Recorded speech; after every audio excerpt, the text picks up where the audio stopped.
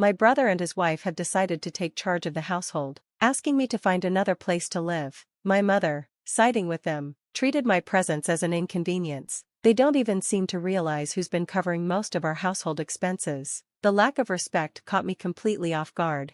I'm Melissa, a 31-year-old woman who moved back in with my parents after college. I had ventured into the corporate world, eager to carve out a successful career, but the challenges proved overwhelming, so I returned home during a period of joblessness. During this time, I explored remote work opportunities. With my background in science, I started freelancing as an engineer, taking on small projects at first. The pay was modest, but the freedom was everything to me. It was a stark contrast to the rigid structure of corporate life.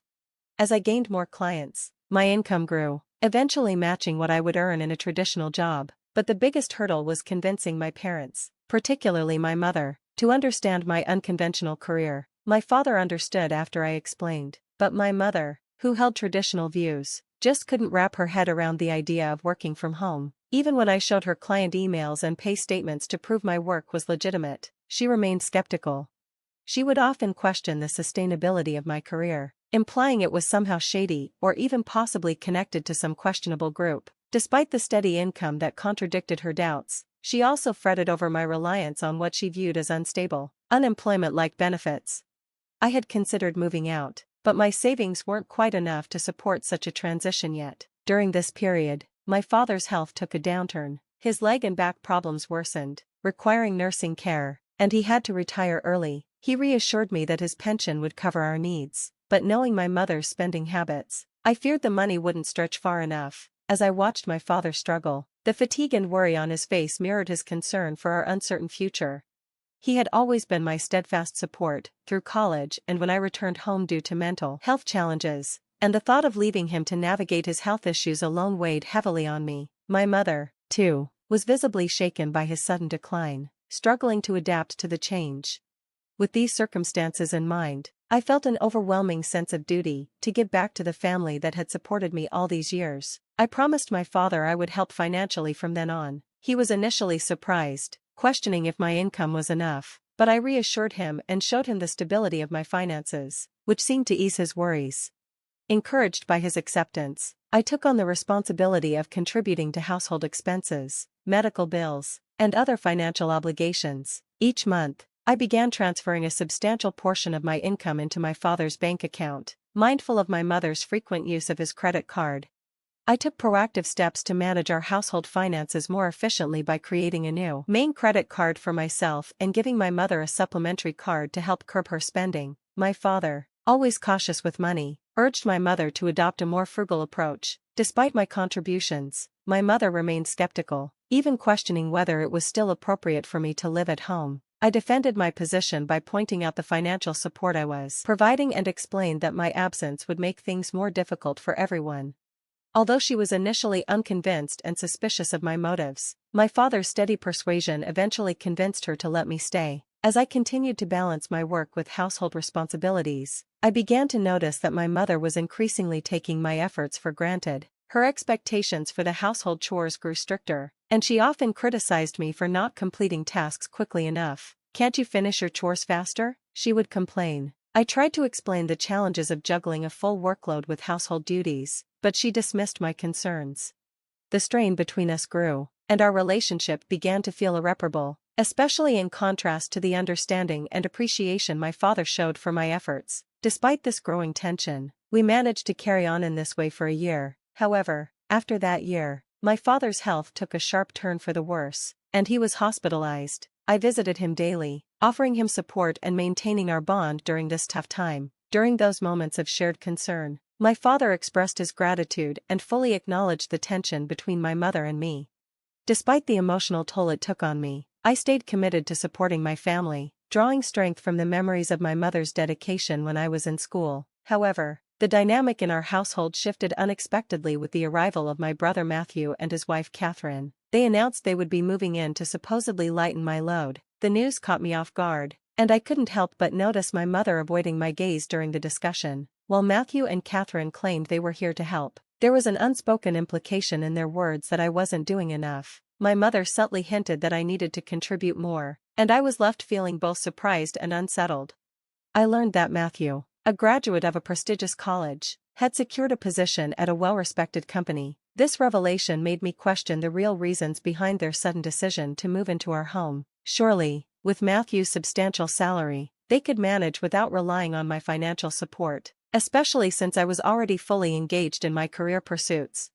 Adapting to life with Matthew and Catherine at home turned out to be more challenging than I had anticipated. One morning, as I was deep in my work, Catherine's voice cut through the silence. "Wake up, Melissa. Make breakfast." She banged on my door, demanding my attention. As someone who was already up and focused on my tasks, I explained that I was working, but they insisted I prepare breakfast, pressing me to hurry.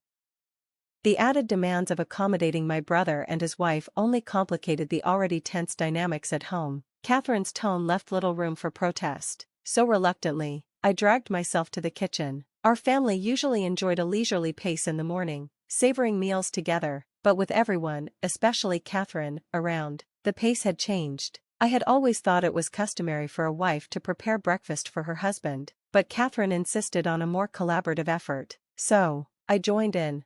Despite my best efforts, their dissatisfaction was immediate. "Is this what you prepared for breakfast? This isn't enough," they critiqued. I had meticulously arranged the plate: soft scrambled eggs, a crisp lettuce salad, freshly buttered toast, and a succulent sausage, hoping it would be appreciated, but clearly, I had missed the mark. "You don't have to eat it," I retorted, surprised by their blunt criticism. Their shock was evident, and it quickly turned into confrontation. They demanded to know who I thought I was, and Matthew, often condescending and perhaps influenced by our mother, mocked me. Despite my attempts to explain my work commitments, they dismissed them outright. "What kind of work is that? Are you crazy?" they exclaimed, frustrated by my lack of availability and the disruption to my own work. I grabbed my laptop, ignoring their further protests, and left the house. As I walked away, my brother's voice followed me, demanding to know where I was going. I didn't respond. Instead, I made my way to the hospital where my father was staying. Rushing into his hospital room, I found him looking up at me with a surprised expression. "Melissa, what's wrong? You seem flustered," he observed. I recounted the events of the morning, and my father's concern was immediate. "I didn't know they were acting like that." "I'm sorry, Melissa," he said. "Don't worry about it. You can choose your own way of life." Feeling lost and increasingly worried about my mother's comfort with Matthew and Catherine at home, I shared my concerns. The conversation with my father gave me a much-needed perspective, reminding me of the importance of standing firm in my choices. "You don't need to be in a place where you don't feel comfortable," he reassured me. "All I want is for you to live happily, in the way you choose." Bolstered by his support, I made up my mind to leave that evening. When I returned home, I walked into a tense atmosphere that felt like something out of a dramatic film. My mother, brother, and sister-in-law were sitting together, their faces serious and stern. My brother immediately confronted me, accusing me of shirking my responsibilities and claiming he had to take the day off because of my absence, a decision I internally questioned. Given its seeming lack of urgency, the confrontation escalated, their voices growing louder. Finally, my brother issued a command, his voice cold and harsh. "Get out of here. From now on, the three of us will live together. If you don't want to stay, please leave. We don't need an overbearing presence like you to support us." His words hit me like a punch. I stood there, stunned, only managing to mutter a confused, "Why?" But my protest went ignored. Matthew and Catherine were adamant, declaring I was no longer needed, especially with our father absent. My mother, aligning herself with them, saw me as nothing more than an obstruction. Frustration boiled inside me as they downplayed the financial support I had provided, focusing only on their own complaints. Their insensitivity and refusal to acknowledge my contributions enraged me. I couldn't let this continue. To make them understand the impact of my role, I quietly put a plan into motion. I discreetly transferred the funds from my mother's daily use credit card to an account I controlled, knowing it would catch her off guard when she tried to use it and found it empty. I also initiated a transfer of funds from my father's account, a crucial part of maintaining the family's financial stability. This wasn't just about money, it was about showing them the true scope of my contributions and reinforcing my position. They needed to understand the weight of their actions. I made sure that only my father's medical expenses could be withdrawn from the separate account I had set up, a detail my mother was unaware of. This meant that a significant financial burden would now fall on my brother and his wife. While I wasn't fully aware of the specifics of my brother's income, I was confident he would feel the weight of the financial strain. Once I completed all the necessary arrangements, I packed my belongings and announced my decision to leave. "I'm leaving this place," I declared, expecting resistance, but to my surprise, my mother, brother, and sister-in-law were visibly shocked. They hadn't anticipated such a firm decision from me. Their expressions of astonishment were laced with a subtle hint of relief, though, as they made belittling remarks about my departure. "You're finally leaving? We've never dealt with such a troublesome person," my brother sneered. "You're not coming back, are you?" I met their words with a firm, "Of course not, don't contact me." They smiled, seemingly pleased with my exit, but I couldn't help wondering how they would cope when the reality of my absence, and its financial consequences, set in. Starting a new life in a peaceful environment, I found solace and the freedom to enjoy my own space. Refreshed and focused, I immersed myself in my work. However, as I had anticipated, my peace was soon interrupted by an unexpected call from my brother. "I told you not to contact me," I said, my tone sharp with annoyance. "What's wrong?" His voice carried a mix of surprise and urgency as he asked about my involvement in the family's financial transactions. I reminded him that I had explained my work commitments repeatedly, but neither he nor our mother had taken them seriously. "Well, Mom said a lot of things, and I was a little confused," he admitted, the realization that perhaps they had misjudged the situation beginning to dawn on him. "We're in a financial bind. We're having trouble managing the expenses, and Mom's spending has made things worse." Though a part of me felt some sympathy, I stood firm. "I was able to support you while I was living there. Now that I'm not, you'll have to manage on your own." The situation took an unexpected turn when my brother urgently contacted me again, asking for help to transfer money into his bank account. Baffled, I half-jokingly asked if he was serious, especially since he worked for a sizable company. To my surprise, he admitted he had been fired due to a significant mistake at work. The revelation left me momentarily speechless. It seemed he had moved back to our parents' house under the assumption that there was plenty of money to go around, possibly relying on a stable pension after our father's retirement.